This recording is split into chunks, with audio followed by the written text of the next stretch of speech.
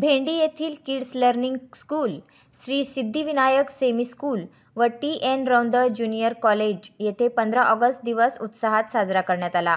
शुक्रवार दिनांक 15 ऑगस्ट 2025 रोजी सकाळी 7:30 वाजता संस्थेचे अध्यक्ष श्री त्र्यंबक नामदेव रौंदळ यांच्या हस्ते ध्वजारोहण करून कार्यक्रमाला सुरुवात करण्यात आली. याप्रसंगी अंमली पदार्थाविरोधात शपथ घेऊन विद्यार्थ्यांनी झेंडागीत, देशभक्तीपर गीते सादर केली.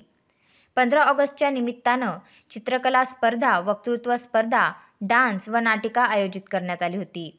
याप्रसंगी विद्यार्थ्यांनी कवायत, लेझिम सादर करीत सगळ्यांचे लक्ष वेधून घेतले.